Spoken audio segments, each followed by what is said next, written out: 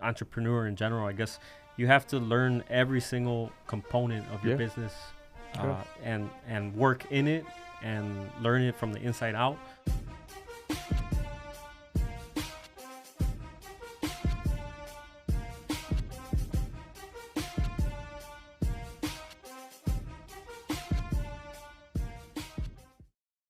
What's up, everybody? It's your boy Justin Rodriguez, your favorite lender here in Neighborhood Loans, and we're back with another episode of Cafecito Talks. Today we got two special guests, and I'm super excited to just announce the guest that we had today because it's going to be a really good podcast. Today, actually, we're going to be more prepared because I'm not. I'm never prepared. I always come straight off the head. So thank you guys for always supporting, and I hope you guys do enjoy. But we have a little bit more prepared questions for our guest, and it's kind of cool. You know, I love to have other individuals that are in the industry, hustling, ready to grind, and just showing every single body in this industry that if they are able to do it, we can do it as well. It's a good friend of mine. We did grab lunch recently, so definitely interested and excited to introduce our guest. Thank you so much for joining, bro. Appreciate it. Thank you for having me, Justin. Sorry. Nah, you're good, bro. Hey, bro, we're good. We're good, dude. It's all good. Obviously, I think the main part of this podcast, bro, we do a lot of just inspirational content for individuals that are watching this, and you're one of the biggest inspectors in our industry and respected. I know, like, a lot of my referral partners do use you, and I know that everyone speaks highly of you, and you've built a business, and it's cool to see that you and your brother are now working hand in hand together in the industry. But I just want everybody to kind of know who your company is, what do you do for the individuals that are in the industry, and just kind of get a background on who you are as a person. Thank you, Justin. I wouldn't say the biggest inspector. I'm going to be humble and say I'm not the biggest inspector, but maybe we are the fastest growing right now. Okay. Which is a good place to be. Yeah. Well, just to kind of give you a little background, my name is Ivan Miranda. I am the owner of Alpha Home Inspections. And thanks again for having me, Justin. Of course, bro. Alpha Home Inspections, I started it in 2018. Mm-hmm. So it's been a little over 7 years, almost 8 years. Since I started my company. I didn't go to work for another inspection company before. I just kind of quit my old day job from one day to the next, cold turkey, bro. And went straight to business because I feel like that's the only way. I mean, if you're going to succeed at something, you got to put your full time into it. And something I always tell people is like, to see the results, you have to put the work in, put the time in. So I took a risk. Yeah. And it was a big risk because I was already with my, she's my wife now, but at the time she was just my girlfriend. I hadn't even proposed to her yet. We were in a little 2-bedroom apartment renting in Summit. And the rent was $750 a month. Crazy. Yeah. That'd be affordable. That's nothing now, right? Yeah. But no, I mean, back then with the jobs that we had, it was we struggled for a little bit. Yeah. Yeah, I went without income for a few months. I mean, in the beginning, I was only doing one inspection every 10 days. That's crazy, bro. Which, I mean, looking back, I never thought I would be where I am today. Right. But if you really think about it, I was sourcing work from like Craigslist. Yeah. Do you guys remember Craigslist? Yeah, dude. That's back in the day. I got a few jobs from there. Yeah. So yeah, it's been a journey. I mean, now I got 3 other inspectors working with me. Yeah. One of them is my brother, Rodrigo, which a lot of people also know. And then my 2 newer guys, Louis and Steve. Shout out to them because they're helping. I mean, every bit helps, and I can see they're committed. We did over 1,000 inspections this year, so that's a huge accomplishment for me. I never thought I would hit 1,000. I was struggling. Angel asked me this earlier. He's like, how many inspections have you done? Like, what's your max record? Just you, not the company, just you. And I said 498. That's insane. Because I was always striving for that 500, to hit that 500 by myself. And number one, I would burn out. And number 2, it was just, sometimes it's just physically impossible to do more. Like, you have a cap. Right. You have a hard cap where you have to realize, like, okay, it's growing pains, right? Right. I have to expand and I have to delegate. Right. So giving up that control was very, very hard for me. But now That's huge, bro. Now we're here. It's a dope story. And let me pause really quick. This is a live scene right here of you guys seeing my ADHD and how my brain goes 100%, 100 miles an hour. I am so sorry, Angel. Thank you so much for joining the podcast. I really do. Bro. I appreciate you joining. I didn't even introduce my boy. I'm like, y'all good, bro. It's all love, bro. I appreciate you guys having me on this podcast, and throughout the conversations that we've had before, you know, it's truly inspiring to hear your story and how you were able to start up a business. You know, you went from 2-bedroom, 2-bath in Summit, paying $750, and now you started up your own business with family, and we can relate to that, you know, being in business with family and stuff like that, you know, upbringing your brother and stuff like that. It's truly inspiring. So, but that was the whole reason why I said we're gonna be more organized today, because I'm the least organized person. As you guys see, this was off the top of the dome, so that's kind of what we're at right now.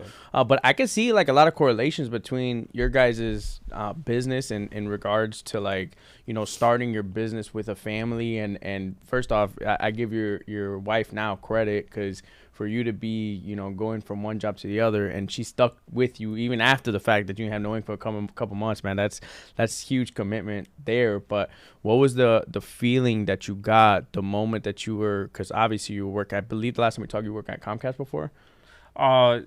Similar. Yeah, it was a cable company. DirecTV, yeah. Satellites. You're working at DirecTV satellites, and you're making obviously consistent income. You've been there for a couple years, but you, from the last time we spoke, you were saying that you just didn't have the drive, you didn't have the feeling and wanting to work, right? Yeah, I guess like I would just, sometimes I would wake up, and call me a bum, right? But I would wake up for work, and I would be like, I would just say, I don't want to go to work today, and I would call off, and it became a habit. I was calling off more and more. I wouldn't get disciplined for it or anything. I mean, I had like days off that I could use and stuff, but at some point it came to like, I no longer enjoyed going to work. Yeah. And it's pretty similar to home inspections in the sense that I was in different houses every day. So it's not like I got bored of it. I had my own company truck. I got to take that home with me every day. So it was a good gig. And it wasn't the pay either, because before DirecTV, I was hopping around from job to job, and every job that I had was just like better and better pay. So it wasn't the pay either. It was just, I think it was having a boss. Like, I just didn't want to have someone hovering over me. I think I always had the entrepreneurial spirit. Yeah. So the entrepreneurial spirit, I don't know. Do you have that, Angel? I'm excited to see where you're headed. I feel like taking this new step in my journey it's very risky, right? I'm the type of person where I like to plan everything out to make sure that all my I's are dotted and my T's are crossed, to make sure that I'm setting myself up for, you know, a foreseeable future and stuff like that. So when it comes to the entrepreneurial journey, it's something that I'm learning through somebody else's experience, right? Who went from having secured income and went from having, you know, starting off as an intern, then receptionist, and now they're a top producer, Justin, now to somebody who's an entrepreneur, and, you know, now he's inspiring others across the world, would you say, and having people and growing a team and growing people up so that way they can move forward on their journey. So it's really inspiring to see that and learning everything from you and from your experiences, because I feel like I saw everything. Right. I saw you when you first started working at Neighborhood Loans, and you would always, you know, you take the hour drive from Bolingbrook to Bucktown, from Bolingbrook to Old Irving. It was like, you know, I saw it all happen in front of me, and it truly brought, you know, inspiration to me. So I was like, well, he could do it. And it's not easy, because a lot of people think, well, somebody can do it, I can do it too. It's not easy at all. And you learn that as you grow, and you learn that as you go through it. It's like, this is not for everybody. Some people even give up the first year. I remember when I was in business, I was like, well, why can't I go as fast as the other person? Like, I can go fast. Like, why can't I grow as fast as the other person? And I just had to learn. It was a tough lesson to learn, but it just wasn't cut out for me at that time. So I think you're surrounded by the right people too. Yeah. Your crowd is going to make a huge difference in how you apply yourself. So I think you're in good shape, man. No, yeah, I think you kind of look at the way life works, right? Like, it's crazy how when years pass, I think that's the most interesting part about life, is that when years pass, it goes back to that I don't know if you guys ever heard this analogy of God creating a portrait. And in that moment, when you're looking at the portrait face value, you're like, what is God painting? Like, I have no idea what this looks like. But then you take 2 steps back, 3 steps back, 4 steps back, 5 steps back, and you're like, oh, wow, this beautiful canvas. This is a beautiful picture, right? Like, and that is the same perspective that I have on life that I'm looking at right now, is that, like, we're creating our life day by day, but we can't really see what the full picture looks like. And you take a step back and you look at it and you're like, man, I went on this journey. I went on this path and I went right here. That changed my life forever. I didn't realize that, like, if I actually continued doing this job, I wouldn't be in real estate. So I would be, where would my life trajectory be at, right? It completely shifted my life to a different way. And one wrong decision could have completely shifted my life, I don't know whether it be good or bad. And when I look at both of your guys' stories, the trials and tribulations that you guys went through developed you into the man that you needed to become for future you to accomplish the things that you guys are able to accomplish. And that's the beautiful part about life, is that all the things that lead up to where you're at in your journey currently is a necessity for you to be able to become successful. And I think just hearing from you, you know, like, obviously Angel and his journey to becoming a loan officer, and you becoming, you know, Alpha Home Inspections, for you to get to 498 different families and inspections done in 1 year is insane. But you kind of had to learn that. Like, you had to learn, like, I have done this for so long, and also show your team members, like, I'm not only referring you business and doing all this, I did this myself. Like, I have put in that work for you guys to be able to do this as well. And don't underappreciate that level of hard work that comes into the business. And that's the one thing that I wanted for leadership for me, is that, like, when I'm passing on, you know, other individuals that join the team, I want them to look at me and like, this guy's fucking psychotic. Like, I don't know what the fuck is wrong with him. He wakes up at 5 a.m. every single day. He goes to the office. He could go to sleep at 2 a.m, but still wakes up at 5 and still goes to the gym and goes to the office every single day. And then at some point, he was there from the beginning. Like, I would go from Irving to Libertyville, then go to a closing in Orland Park because I had to go do that. So I would drive about 2 hours to go there. And, like, bro, it was like insane. And I'm sure you relate because you're driving more than me. You're going all over the place for inspections, right? Like, what was your craziest turn time on a 1 day of properties? Like, what was the most amount that you've driven in 1 day for all your inspections? Miles wise, Yeah, I want to say miles wise has been probably like 180 something miles. that's crazy, bro. insane. But the longest drive I've ever done is probably I mean, we've done inspections. My brother and I did a 24 unit commercial apartment building inspection in Champaign. So that's like 2.5 hours. Oh yeah, that is insane, bro. And it's not even in our service area. Like, we have a service area, but we tend to stray away from it. Right. Because look, we got to go where our partners are. Right, right. How are we going to say no to them? Right. No, 100%. But Yeah. to go back to that though, is like it all created you to be able to build the business that you're able to produce right now. Oh, yeah. And it was just important, right? Like, it's kind of like the rubber band effect. I was always taught that. My uncle always drilled that in my head till this day. Like, What is it? the rubber band effect. Oh. So what happened was, my first year when I was originally producing, this was before Angel was even in the company, I think you were a receptionist at that time, wasn't you? Were you? Yeah, probably So yeah. we were looking for an assistant, right? We wanted to find someone that kind of had experience in the business, so that way they can kind of help me structure loans.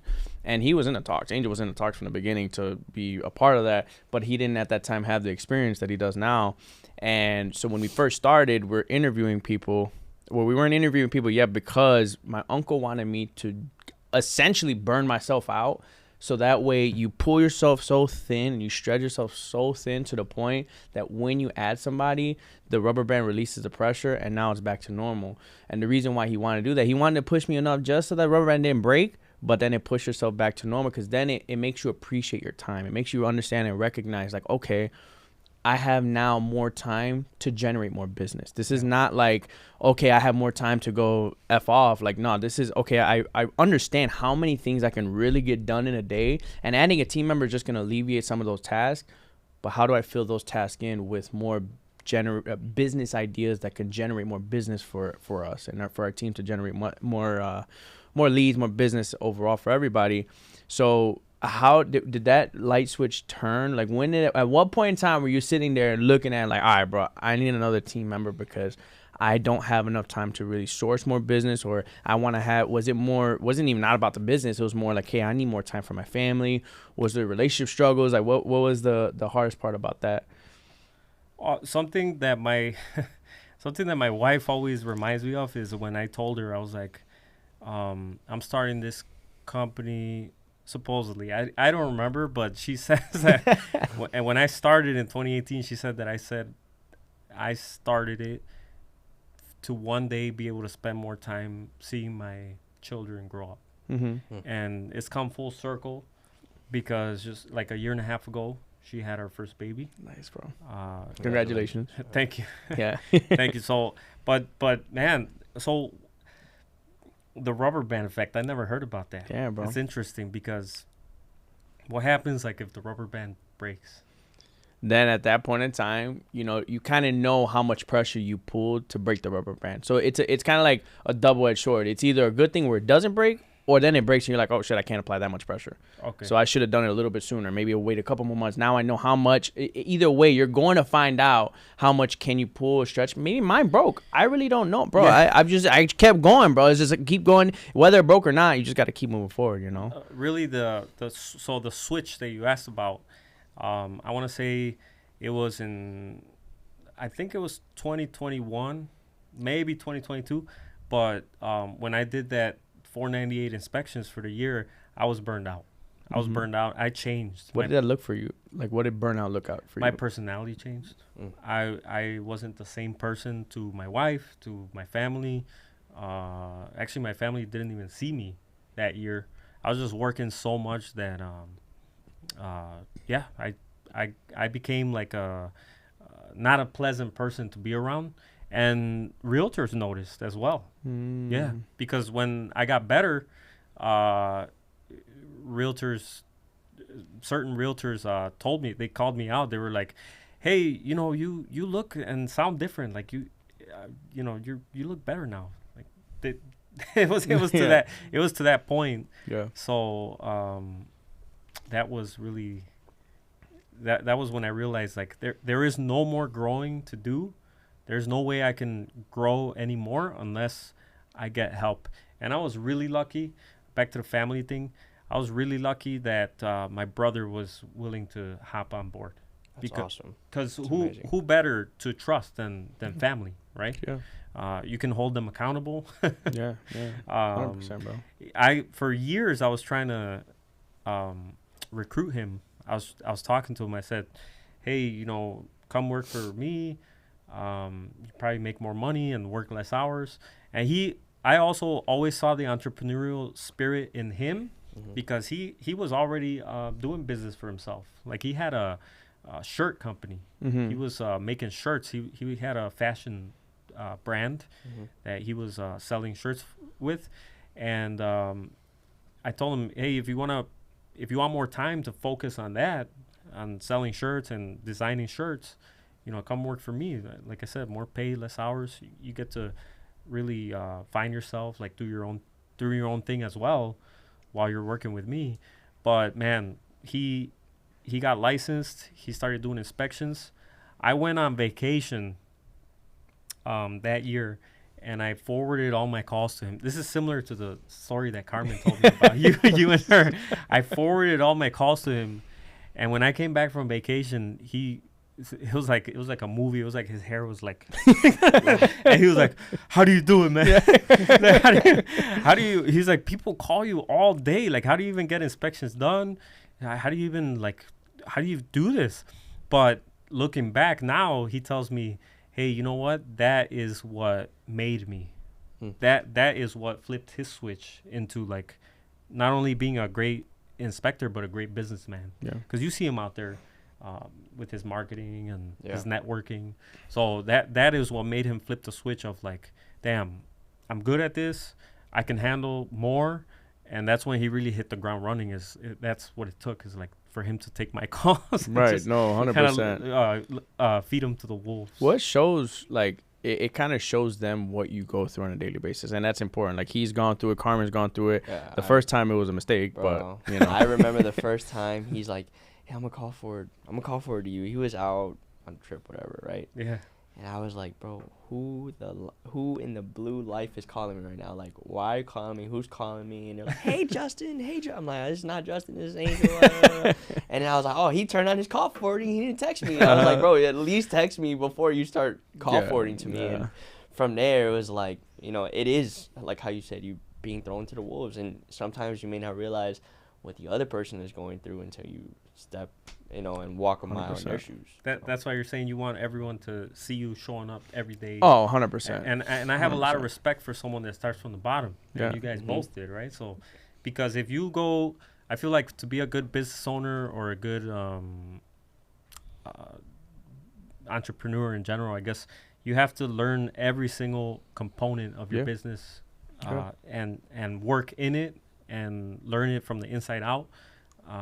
One day you're going to be CEO, right? You're going to get to step back or whatever. Right. But not if you didn't go through all that. Right. Yeah. No, 100%. It's like, it goes back to what we kind of spoke about in the beginning. It's like you kind of have to fit in the other person's shoes so you could be like, oh shit, this motherfucker does work hard. Like, there's no secret to it. I remember the first time I did it with Carmen, like, she was shocked, bro. Like, it was, and I told her, the funny story is that when I was call forwarding, I thought it meant that if I couldn't pick up the phone, the call's still going to go to me, but it would automatically forward it to Carmen. That's what I thought. I thought it was like, okay, if I can't pick up, she's going to be the backup and we're good. Yeah. But that meant that every single phone call I got went straight to her. You probably panicked a little bit, like, no, hell yeah, bro. I'm not getting no calls. The first day, I'm like, bro, I was straight. I'm like, man, this is great. I'm not getting no phone calls. Carmen's taking care of it. I was like, Carmen's taking care of everything. Like, I don't got to do anything. And then the second day, I'm like, yo, low key, I'm kind of nervous. Like, I'm not getting no phone calls. The first vacation, I'm not getting no phone calls. Like, should I be nervous? Should I go back? Right. Should I go back and go pay for the vacation? Or and then finally Carmen was like, hey, FaceTime me, because I couldn't, if I call I wouldn't be able to. So she FaceTime me. Like, why you want me to FaceTime you? Like, I thought she was gonna show me something in the office. She was like, no, because you call for it. If I call you, it calls me. And I'm like, oh, wait, what? So she's like, your mom tried to call you, whatever, da da da. I'm like, wait, is that how it works? And she's like, now I know why when you're taking a shit, you're always on the phone, because I can't even take a shit without no one calling me. Like, you're always, every second of the day, you're on the phone. And she got to walk in my shoes, and you can get a glimpse of the amount of hard work that gets put into a day on a day-to-day basis for our business. And I'm a very present loan officer, and I'm glad that they're able to experience it. But to kind of, and you're talking about burnout, right? Like, let's kind of circle a little bit back on that. The reason why that's important is because the hardest part about our industry that people don't know is that when you're in our industry, no matter what you're feeling emotionally, unfortunately, we have people to serve, right? Like, we have our referral partners, we have our clients, we have everybody that we're there to serve. And I think the hardest part is that it takes 5 years to build a good reputation, but it takes 5 minutes for you to ruin it, right? Like, that's probably one of the hardest things that we have to go through, because when you have moments like that where you're breaking down, no one knows what you're going with your family, no one knows what could be freaking you out or whatever, you got to be on 24/7 in a positive move, because if people notice that you're not yourself, then it might lead to a decline in business. It might lead to other things, other red flags or questions, like, is that negative energy towards me? Did I do something? And people can't read what you're doing, and that's the hardest part, that people don't know when you're burning out. People don't know when you need a right hand. And that's why surrounding yourself with the right people and doing the right things could definitely the smallest thing, right? Like, the smallest thing, like the amount of time you take to send an email back, or the way you respond to someone. 100%. But if you're going through something like that, and then that person, they don't understand what you're going through, but the ones that do, those are like your ride or die. Right. And those are the ones you stick with. And like you said, this circle is the most important. Part. Having those conversations, bro, and building those genuine business relationships can definitely help you. And it's funny because when you're going to business, a part of it, you lose yourself. You really do. Like, your main focus is to build a business for your future self and your future family.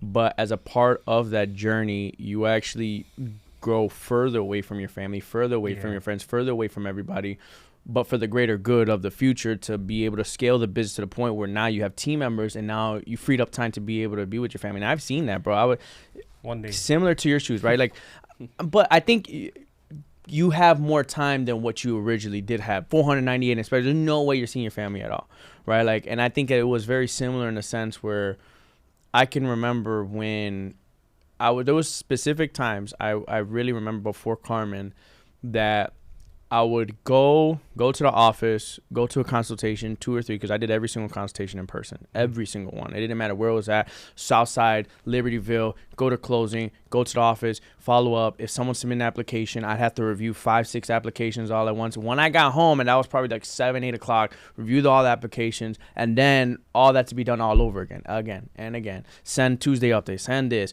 post on social media. It was like a constant. Like, my brain didn't know when was it to shut off. It was like always going. And in that moment, like, I didn't realize, like, I was getting further away from my relationship. Yeah, I was getting further away from my friends. Yeah, I was getting further away from the things that I'm working towards, right? Like, in your mind, you're like, okay, I'm working towards this. But in reality, that you're living in today, you're pushing them away from you. And that's the hardest part about entrepreneurship, is gauging when is it time to be like, all right. And sometimes you need your partner to be like, hey, bro, you gotta lock in. Like, you're not giving me anything. Like, you're giving your business 100%, your family, God, everything spiritually, anything you're giving 100% here, you're not giving it to anything else, right? And just kind of having that partner to help you bring you back to reality is probably one of the most important things. And I think you had a couple questions there. Shout out to the partners and the for real, dude. Shout out to the fiance, dude. Holding it down the crib, yeah. But I want to ask you, like, I'm telling you, he's more organized. It's like one than of those me, things bro, that you had in your mind. No, and dude, he's more organized than me, dude. See, he got the notes, bro. This guy got it going. But I just want to ask, because obviously I'm gonna be stepping into these shoes shortly. I know you will. But how do you protect your marriage when work doesn't shut off?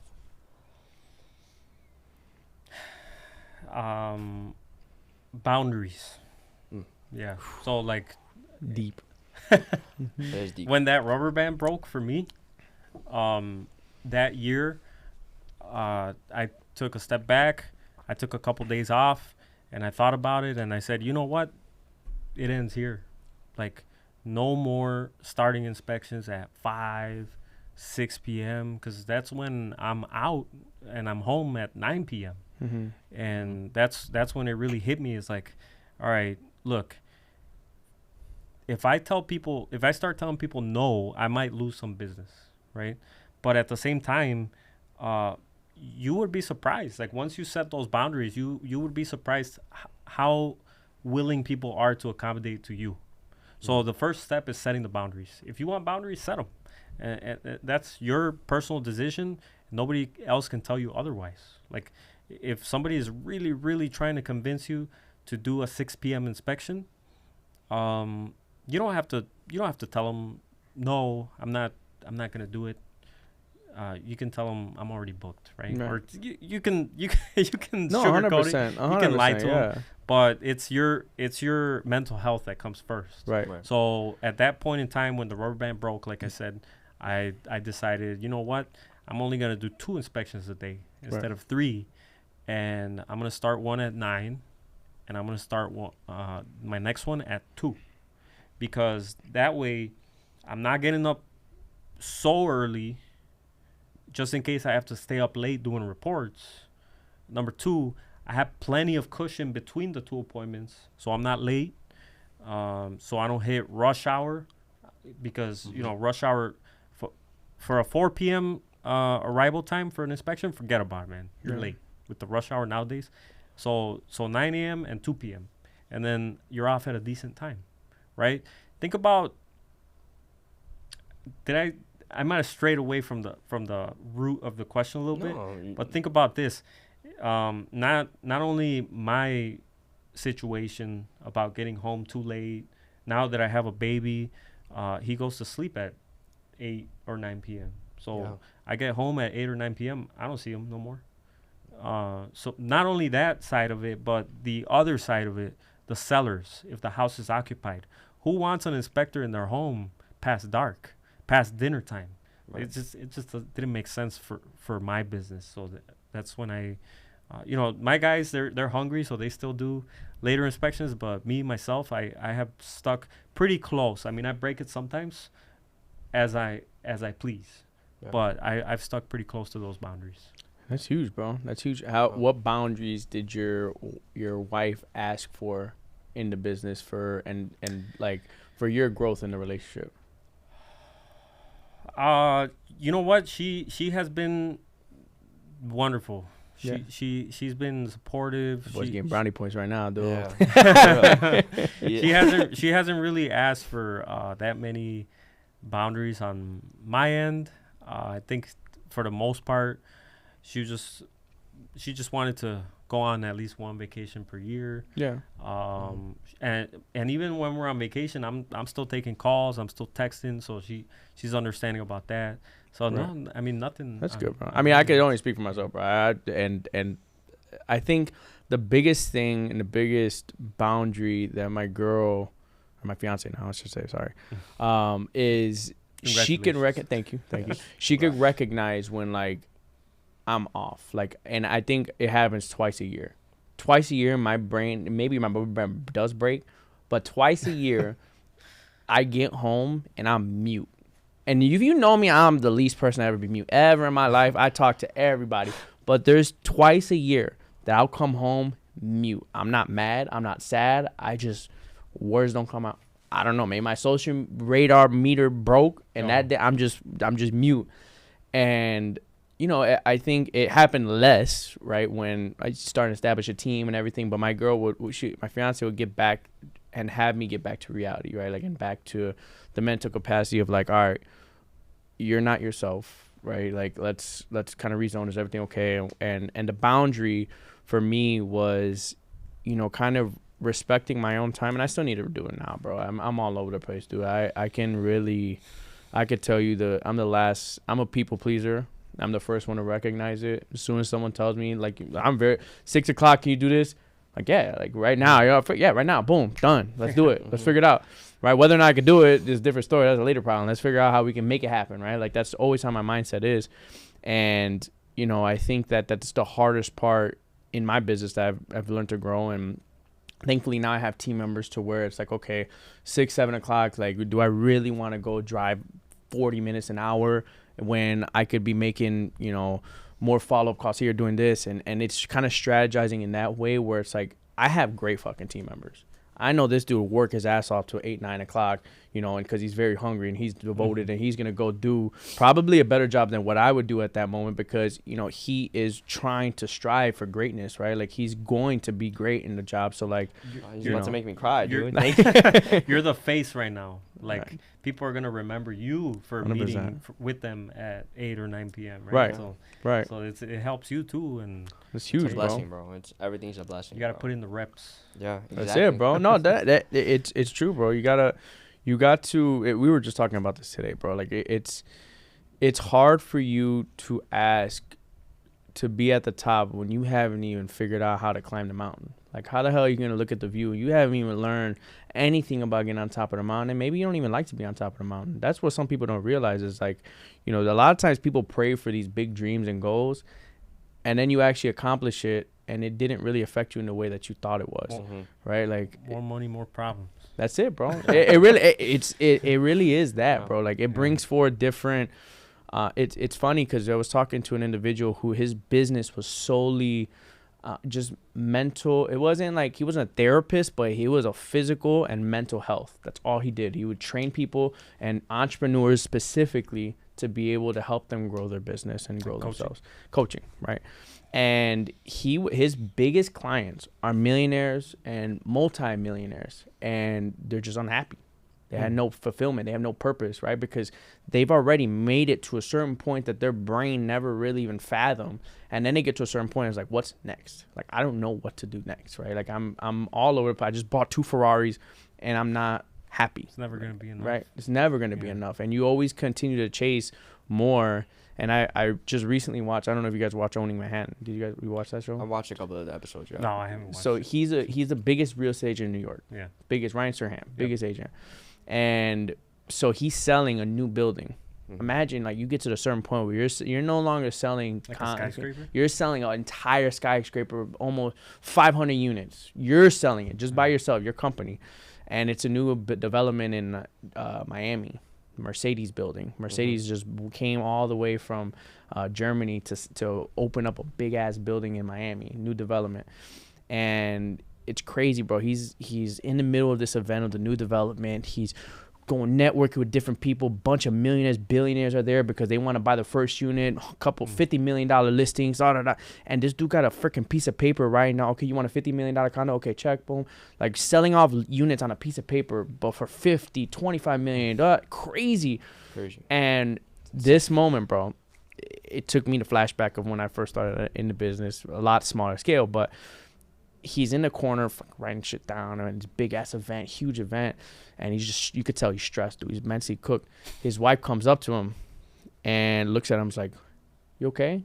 He's like, "Yeah, just good, just writing stuff down." The dude's rattled, and his wife is like, "Hey, look at me." He's like, "Okay," and goes, looks at him, and she's like, "I remember when you used to enjoy these moments."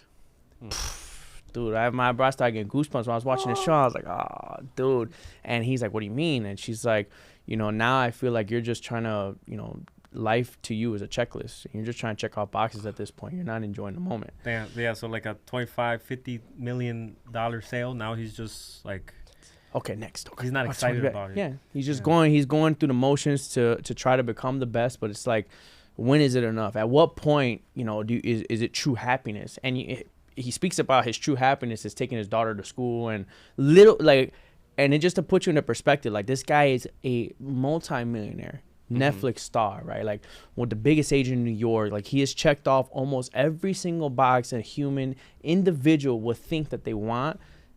And the number one goal that he wants is to take his daughter to school without even thinking about, okay, can I miss this appointment? Do I want to do this? Like his brain is automatically driven towards business to where it reflects and goes back to where, his number one priority is to take his daughter to school.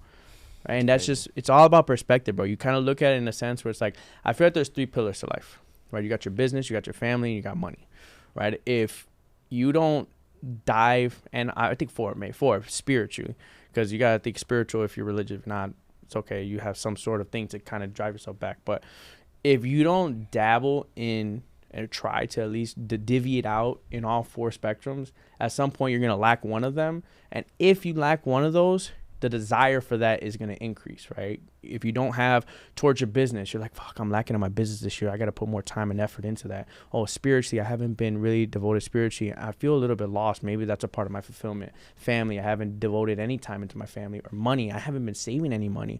If you don't have any of those 4 spectrums kind of like at least in the back of your mind, at least figuring out like what part of my life am I lacking and be receptive to it, you're going to at some point hit a wall and you're like, oh shit, I haven't really spent the time to be able to fix this. And as long as you can recognize it and have a good partner, right? Like have someone that's by your side that can see it's like, hey bro, you're losing yourself. You haven't spent time with your family. Like get back to it. Hey, you haven't been to church or you haven't done anything spiritual for yourself. Hey, get back to it. Oh, have you been saving money? You don't have no money saved?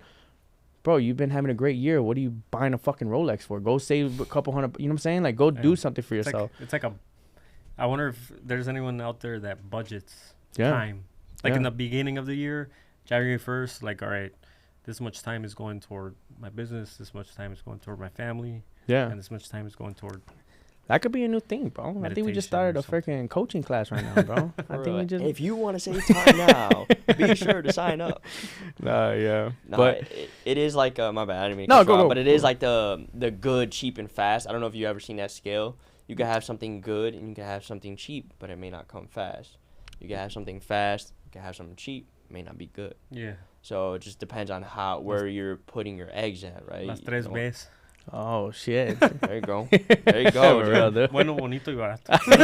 hey, don't get better than that, right? But at this point in time, bro, like I think you have established yourself in the industry.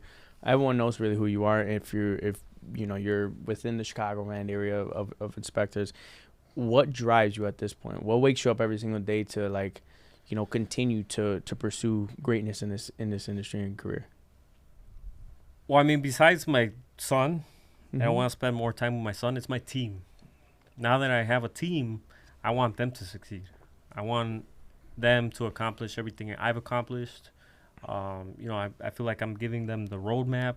Like, they have way less mistakes to make because I've already made them ahead of time, so they can see, what to avoid and everything. So my team is really driving me right now because I want to keep them busy. I want them to make some money. Yeah. Oh yeah. Yeah, that's a big motivation for me, is that I've been able to grow a team. Yeah. In general, because I hope to become a better leader this year, 2026, because it's hard to trust someone enough to have them on your team.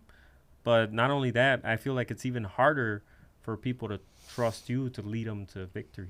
Right. So it goes what both is looking a good leader look like to you? A good leader. That's a good question, man. Like, what is that when you say I want to be a better leader this year? What does that look like for you? I think you should answer that for us, Justin. Hey, man, you're a great leader. I feel like you have to show a certain level of authority, right? But without losing your personality and your humility. Yeah. Or what is that's a good word. Humility. Yeah. Humbleness. Yeah. Yeah. Okay. No, yeah, I think that's a good way of putting it. I think I can definitely work on that aspect. Like, I am a very, you could say, chill leader, I guess. Like, I think I lack the assertiveness in some respects, but I do think I lead by action, bro. I think lead by action, and like you said, you want to give people the same opportunities that were given to you, in a sense that, I want to be able to have a platform open for my people that are on my team like this. So be able to speak their mind, speak what they freely have. And outside of that, I think the most important part of leadership for me is understanding and showing everybody that whatever I've done is obtainable to anybody. And I think that as long as you're creating great human beings and creating a positive impact on the world, you're a great leader. You're successful at what you do, because ultimately what you really want to do is you want to have a bunch of people who are just giving, obviously, knowledge in the realm that you're selling. Like, if I'm selling real estate, I want to be able to spread education and knowledge on whatever the industry that I'm in, and do it at a high efficient level. And team members are just going to make that grow exponentially, right? They're going to help grow that. But that's the number one thing, is like, okay, I want my team members to be able to just excel in our job, educate, and create a positive impact on the world. And if you could do that as a leader, you are a successful leader. If you're able to recreate yourself in other individuals, then you're definitely a successful leader. So that's the goal for 2026. Try to help other people recreate the wheel, bro. Recreate the stuff that we've been able to do. I love that. Awesome. Yeah, bro. Sure. Where's the ChatGPT questions, dude? Come on, dude. They were deep, bro. He brought out like 5 questions, and I'm thinking this dude is like, this questions are. It's for deep. Marriage. Are you ready? All right, let's hear. What's something that marriage taught you that business could never? It's a deep question, bro. Maybe vulnerability, because you, as a business owner with your business partners, you don't want to show that you're vulnerable, right? You always want to 100%. be, like you said, in a good mood. You want to be that guy that everyone likes, right? But with your partner, I guess you can really be vulnerable in every aspect. Right. Yeah. That was deep, bro. I don't think you understand how deep that was. That was deep, vulnerability. bro. That was deep. Vulnerability. Bro. It's tough. It's tough to show vulnerability, especially in a business and stuff like that. You always want to make sure that you're always on your game. You know? Yeah. I'm not a very sensitive guy, and my wife knows this. I'm not a very sensitive guy. Like, I don't get emotional. I don't cry for sad movies. I don't cry for I don't know. People cry when they're at a quinceañera or something. Yeah. Right. I don't cry for anything. Right. But I did cry. I'll admit I did cry a little bit Yeah, I had to fake dust, it. bro. I had to Dust, bro. Yeah, I had to go like this a little Your bit. eyes were sweating. You weren't Yeah. crying. Your eyes were sweating. When I got married, definitely when my son was born. 100%. Dude. So yeah, that's like a whole different. What about when your son turned 1? No, man, he was he's good now. He's Grown man. alright. no. Wait till you have the daughter, bro. Oh, Yeah. bro. Dude, yeah. Dude, my daughter, she was gonna turn 1. She recently just turned 1, and me and my girl were on the couch, and I was listening to me. Probably, my voice is starting to crack, bro. Hold on. Oh man, But, you a girl dad. yeah, bro. Oh, she has my heart. Yeah. But I was on the couch. Me and my girl were on the couch. She had went to bed. She was already sleeping, whatever. And she's about to turn 1, so we're looking through pictures of how the journey started, when Vanessa was pregnant, then after the baby was born. Oh, I see. And I started listening to music, and I was listening to music that, like, reminded me of her. And I don't like to cry. I hate crying in front of people, like, especially my girl. Like, it takes a lot for me to cry in front of somebody. Bro, I started bawling, bro. My eyes were, like, bro, literally, like, speeding out, like, tears, and then I went to the bathroom. She's like, "Oh, you're crying?" She's no? laughing jokingly. She's laughing jokingly because she knows I don't cry like that. And I started going to the bathroom. I'm like, babe, I'm gonna go to the bathroom real quick, whatever, bro. I went in there. I started bawling even more, and I was like, "Oh my gosh!" What kind of music reminds you of her, man? I remember you posted this one video with her when she was like, she must have been a newborn. It was a trending song. It was a funny video. It's there's just some music and some lyrics and some songs that just, I'm sure there's, you listen to music for a reason, right? And sometimes, like, depending on what kind of music it is, it just either relate to it or it just makes you remind you of somebody. Oh, at a particular moment in time. Or a memory you might have shared with them and stuff like that. So there was just one song. It's called "Joy of My Life" by Chris Stapleton. If you haven't checked it out, check it out. Good song. But we were on our way to one of our other cousins' baby's parties, and me and my girl, and she was pregnant still, and I remember, like, the lyrics. Oh, dude, I'm about to start bawling. I remember the lyrics, and I was like, I can't wait for our baby to come, and then I played it when she was born. And then a year later, obviously, when she was turning 1, I played it again. I was like, bro, I remember. So I remember being in the car. Yeah. That's kind of like her song, though. Yeah. No, It's like a memory, bro. Going down memory lane. I'm the complete opposite, bro. I'm the cry ass baby, bro. I love love stories. I love taking my daughter. Like, I'm a cry. He loves the Hallmark Channel. Nah, I'm not a very emotional person when it comes to, like, someone being upset or mad. Like, bro, I can be mad, and then 5 seconds later, just like nothing. Like, fuck it. Like, it is what it is. Like, I don't get very high. I'm not high emotion long term, but when it comes to, like, very emotional things, like, I just look very deep into life. Like, I look at it. I try to be so much in tune with myself and when it comes to my family and things like that, that it makes me emotional with how much those things mean to me. So, like, it goes back to vulnerability, right? Like, I'm okay with being vulnerable with my fiance. Like, I have no problem, like, if I gotta shed a tear because I saw my daughter freaking a video or watching the pictures of us getting me getting engaged with her again, like, and hearing the love music and all that stuff, it'll get me emotional, bro. Like, and it's partly because I have the comfortability of being vulnerable with her and just sharing those moments that, it's kind of inexplainable, bro. Like, those moments that give you goosebumps when you rewatch and you look at it, you're like, oh shit. Like, when my daughter was first born, bro, I wasn't crying in the hospital.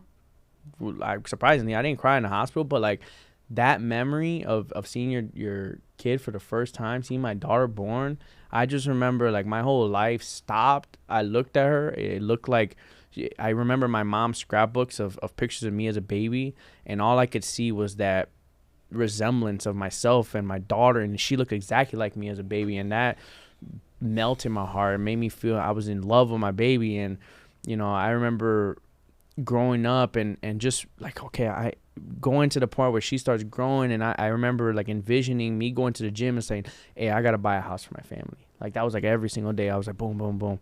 And it goes back to exactly what we were talking about in the beginning. It's like these beautiful moments all were led up to be where you're at right now, right? Like all the trials and tribulations you went through were a necessity for you to become the man that you are right now. And I look at everything.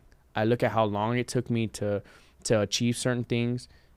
And if I had to replay it all over again, I would do every single step all over again. No matter how hard it was, no matter how much it hurt, no matter how much pain it came, it developed me into the man I am today. And it you know, it definitely changed my life for the better. It's like unlocking new levels, right? 100%, bro. Or something like that. That's it, bro. That's all you got to do each and every day, bro. So, yeah, bro. I appreciate everything that you share, bro. You're getting me all emotional and shit about my Monday and family, but gonna shed a tear, bro. dude. Gonna shed a tear. You got any more, dude? I don't have any more in the vault, man. Dude, all right, bro. I'm trying to make sure. Vault, this is the last one that I always, every single guest that does that on the podcast, I talked about this question because I think it's something I think of a lot, right? Like I think of the journey. I should have prepared for this. It's all good, bro. This is the only question I do actually have prepared mentally, and I think it's important to me because, you know, if I had to do this question, I ask myself this question all the time. Well, actually, the most question I ask myself, and this is not the question I'm asking you, is like, if you were to pass away today, what would everyone else around you think of when you pass away? Like, that's a fucking deep ass question. We can start there. Let's see. How would you answer? Oh, you want me to answer that? Let's see. I want to hear that actually. Wow. Man. Well. It's a deep ass question, bro. I think about that shit all the fucking time. Like, if I die right now, what is someone gonna say? There's different aspects to it, though. What do you mean? Because, you know, the way people see you on social media is not like, it's different from like your. Let's gear it to individuals who have family. actually met you, like individuals who have met you, your family and friends. I think everybody who has physically had a conversation with you in person and like done business with you. I would say closer people. Like, what would they think of you? Well, I think I've been going out of my way to like meet and spend more time with more of my family, like in Mexico or here, like cousins that I never really talked to my whole time growing up, like as an adolescent, and now, you know, I'm trying to reach out more to them. So I feel like those people would at least think about me. Yeah. Right. Like, hey, you know, I wouldn't just be that distant cousin that passed away or anything like that. Like, I feel like there's more. I built more of a connection now recently with more people. Yeah, I think I've made time for that. So from that aspect, that would be good. And then like my new family, my wife and my son. I mean, I think I can only hope they would be okay. Like the way I've set everything up for them. So I hope they would be. I just hope they would be okay. That's beautiful, bro. Stop, man. Stop. It's a powerful, bro. It's true, bro. It's a powerful question because it makes you really think when you wake up. Like, God forbid something happened to me right now. I know that not only my immediate family, my fiance, my daughter, my parents, my referral, every single my friends, every single person, I'm waking up with a purpose of leaving a positive impact on everybody. You know what? That's one of the goals. Now let's shift over to the business side of it. Right. It's one of the goals that any entrepreneur or business owner should have. Is like, I went to a seminar last year, or like I guess this year. Yeah. About it's called the exit strategy, like the exit plan. How to exit your business. Are you gonna sell it? Is it gonna keep going with a child or something that takes over, right? And most businesses don't have a plan. Right. Actually, most businesses aren't even sellable. So like, how can you set it up to where if you go missing tomorrow, your business keeps going? Right. Like, how can you build something that is going to have a lasting impact and legacy and income for your family? Like that should be the sole objective, I feel like, for any business owner, which is hard really sometimes, right? It depends on the industry, but I feel like I'm making some real progress on that now that I saw that perspective. Like I never even thought about it before, but now that I did, like when they asked me like, oh, so how much do you think your business would be worth if you sold it? And I said, probably nothing. Like what do I really have? Right. Like, right? Yeah. couple tools, and that really, I mean, what are you selling? A phone number, a website? But they're still gonna be looking for me, Right. for Ivan. Right. So you have nothing to sell. So how can you position yourself in a way to where that's gonna be? That's deep, bro. Yeah, that's A lot of entrepreneurs don't think about that. I mean, I haven't. I can honestly say the same thing. Like, I mean, I don't think I've scaled it to the point where, you know, it's automated to where Justin Rodriguez does not have to be there. not necessary. You know. That should be the mission, man. That's my Yeah. mission now. Yeah. Yeah. That's dope, dude. Now it's got something to think about. That's why this podcast is important, bro. Now you got me the wheels turning, bro. All right, so here's the last question, man. I think that this is important also to think about because, you know, you've gone through a lot in your journey, and if you had to go and you had the blessing to use a time machine and you had to go ahead and talk to yourself, the younger version of yourself, what piece of advice would you give them? At the start of Wherever the younger version of yourself leads you to. All right. Damn, that's a deep one, man. Yeah, bro. Yeah. It's tough, bro. Invest in real estate. Invest in Bitcoin. No, yeah. You know what? Invest in yourself. Yeah, for sure. Whether it's time or money, whatever, man. I'm the type of guy that I will read a book, Mm-hmm. and I will pay a professional for a professional service. Yeah. Like now, I feel like that's so valuable to me now.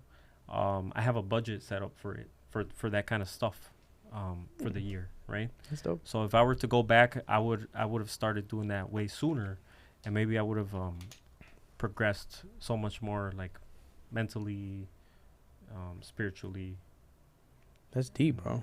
emotionally, financially. Yeah. Yeah. Invest in yourself, like anything, you know. Right. Coaching. I've never done coaching, but actually, my wife and I did do coaching. Really? It was more so on the personal side. It wasn't That's business. dope. Yeah. Yeah. So yeah, That's actually really cool. I've never done it. I mean, I think that you were people just talking about it. yeah, right? yeah. No, well, Right. I think it's important, bro. That's Like what takes you to that next level. 100% in Yeah. every way, right? You gotta invest in order for you to be able to grow. I think it's hard for people to kind of see that, and the reason why it's hard is because you look at your hard-earned money and you're saving it, but it's like you kind of have to shift your perspective of money and understand that the ultimate goal of money is to buy you experiences to live a better quality of life.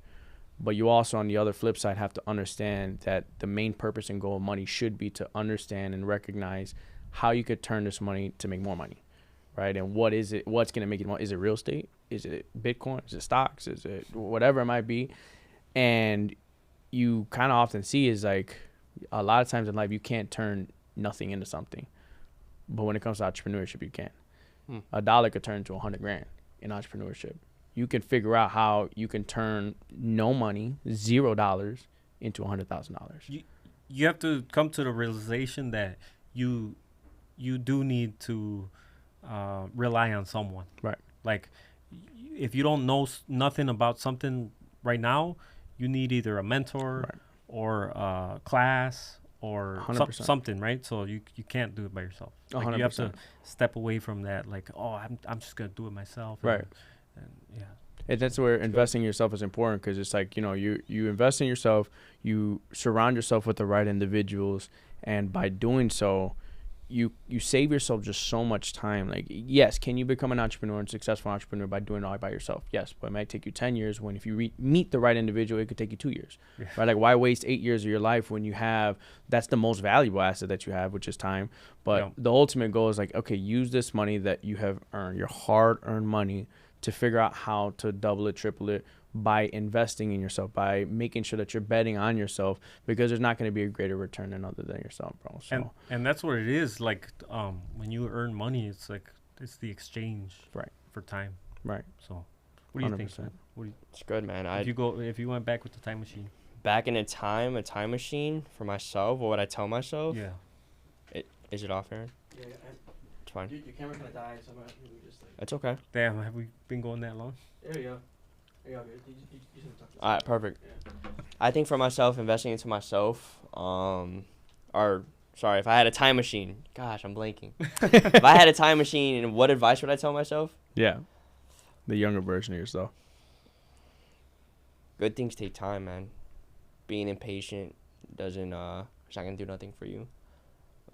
Just like you said about the painting, it's like you don't know what's being crafted in front of you, and you don't know how God is shaping you in a certain way to prepare you for a specific season. A lot of people, what they do is that they like to have, a lot of people, I think of it like the cake, right? A lot of people, they want a cake. But in one season, they might need eggs. One season, they might need flour. Next season, they might need milk. Next season, they might need sugar. And it's crafting you into something, and it's you know, it sucks because you have to wait and you have to be very, very patient on something, but it's going to craft you to be into something special in the long run. So I would tell myself to be patient and wait, be patient, and realize that you're in a different season, right? It's just not your time yet. So understanding patience would be probably my biggest thing that I would tell my younger self. That's huge, bro. Yeah. That's beautiful. Well, I want to say thank you, both of you guys. This was actually a really, really, really good podcast. I really do appreciate everything that you guys have brought forth to the table. Do you have any final things you want to say? Man, if you just let me shout out Alpha Home Inspection. Quick plug. No, I'm really excited actually to share with you guys the creation of our new software that's being launched in 2026, and it's going to be big. I mean, it's going to be because if you or anyone you know or anyone that you work with that has like clients that feel lost, because when it comes time to paying their invoice or signing a contract or reading their home inspection report is in English and they don't speak English or read English, and they're relying on a teenage daughter or son to translate that for them, or the realtor who's a Yo No Sabo kid to translate that for them. Those days are gone, man. We're going to be the first ever company to provide all of that for our clients completely in Spanish. That's dope. And it's beautiful, bro. Congratulations. That's how we want to help the community. Let's roll. It's about that time, bro. So let's kind of cheer it up for you, bro. That's absolutely dope that you got that going on. Everybody's watching. I hope you guys actually heard what he's talking about, because that's big changes coming into the industry. But most importantly, bro, I really do appreciate your time. As we kind of spoke about before, time is the most valuable asset that we have. So we really do appreciate your time today. I'm looking forward for all of us to grow in 2026. And, you know, this is going to be a very special year. I really do see it coming. So thanks, guys. Appreciate it, bro. Thank you, man. For everybody watching, hope you guys had your notepad out. This was an absolute amazing episode, and I hope you guys made sure you took notes on everything we talked about. This was a really good one here. But if you haven't already, make sure you like, turn on your post notifications, and comment if you did enjoy this video. We appreciate your time and hope you had your cafecito.